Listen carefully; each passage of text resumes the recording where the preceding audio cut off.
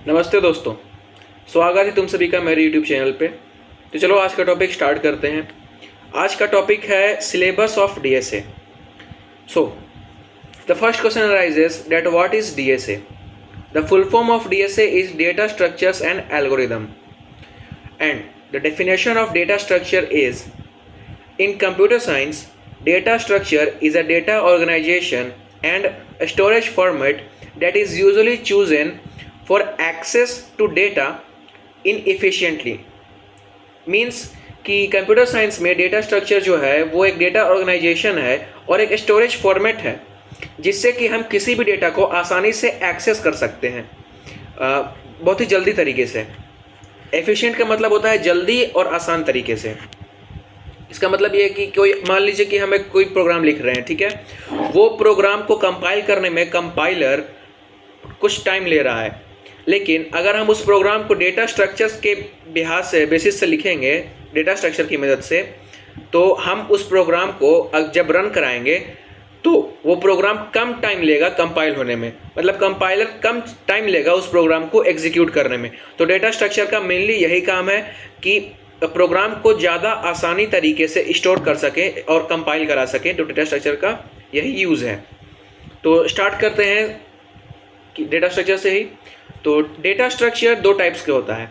सबसे पहला है प्रिमिटिव डेटा स्ट्रक्चर और दूसरा है non primitive data structure.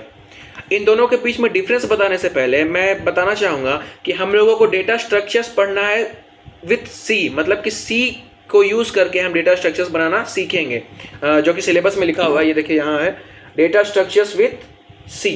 Okay, data structures with C++ भी होता है, डेटा स्ट्रक्चर्स विथ जावा भी होता है, डेटा स्ट्रक्चर विथ पाइथन भी होता है, लेकिन हमें क्या पढ़ना है? Data structures with C. तो आते हैं क्वेश्चन पे, टॉपिक पे कि प्रिमिटिव और नॉन प्रिमिटिव में डिफरेंस क्या होता है। तो प्रिमिटिव डेटा स्ट्रक्चर में हम सिर्फ एक ही डेटा को स्टोर कर सकते हैं और नॉन प्रिमिटिव डेटा में हम एक से ज़्यादा डेटा को स्टोर करके बना सकते हैं एक प्रोग्राम। तो नॉन प्रिमिटिव डेटा स्ट्रक्चर और नॉन प्रिमिटिव डेटा स्ट्रक्चर में डिफरेंस यही है। और प्रिमिटिव डेटा स्ट्रक्चर का साइज़ फिक्स होता है, लेकिन नॉन प्रिमिटिव डेटा स्ट्रक्चर का साइज़ फिक्स नहीं होता है। प्रिमिटिव डेटा स्ट्रक्चर में 4 टाइप्स के आते हैं डेटा।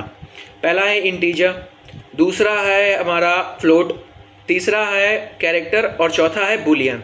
इंटीजर मतलब इंट यानी कि कोई भी इंटीजर वैल्यू आएगा आउटपुट में, फ्लोट डेसिमल वैल्यूज़ के साथ, कैरेक्टर यानी कि कैरेक्टर आएगा, और बुलियन 0 और 1।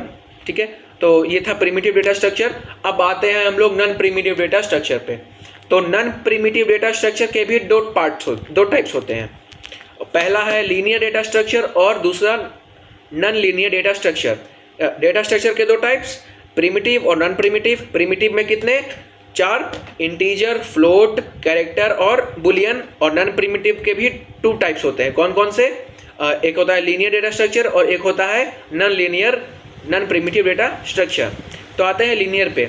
तो लीनियर पे आएंगे तो लीनियर का भी दो टाइप्स होता है, यानी कि 2 टाइप्स के होते हैं लीनियर। पहला है स्टैटिक और दूसरा है डायनेमिक। स्टैटिक में आता है हमारा एरे और डायनेमिक में आता है स्टैक्स, क्यू और लिंक लिस्ट। ठीक है, और फिर ये था लीनियर डेटा स्ट्रक्चर में। अब है नॉन लीनियर डेटा स्ट्रक्चर की बारी। तो नॉन लीनियर डेटा स्ट्रक्चर में भी 2 टाइप्स होते हैं। पहला है ट्री और दूसरा है ग्राफ। ट्री क्या है? तो ट्री का जब भी हम कोई प्रोग्राम बनाएंगे तो वो एक हायरार्की मेथड फॉलो करता है। इसका ये हायरार्की मेथड का मतलब होता है कि यहाँ एक पॉइंट है A, ठीक है, इस पॉइंट से एक ब्रांच अटैच्ड है B और इसी पॉइंट से एक और ब्रांच अटैच्ड है C। तो A के साथ कितने ब्रांच अटैच हैं? 2, और इनके साथ भी और ब्रांचेस अटैच हैं, D, E, F, G, H, I, इसके साथ भी। तो ये हो गया हायरार्की मेथड। पेरेंटल एक होगा और फिर उसके बाद उसके साथ ब्रांचेस जुड़े होते हैं, ये होता है हायरार्की मेथड। तो ट्री किस पे बेस्ड होता है? हायरार्की मेथड से पे।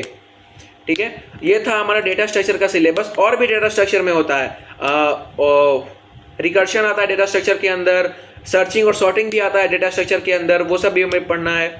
तो अब डायग्राम से मैं बताता हूँ कि किस तरह से हम डेटा स्ट्रक्चर का जो सिलेबस है कि डेटा स्ट्रक्चर में क्या क्या पढ़ना है, डायग्राम की मदद से आप आसानी से समझ लेंगे। तो चलो आगे बढ़ते हैं।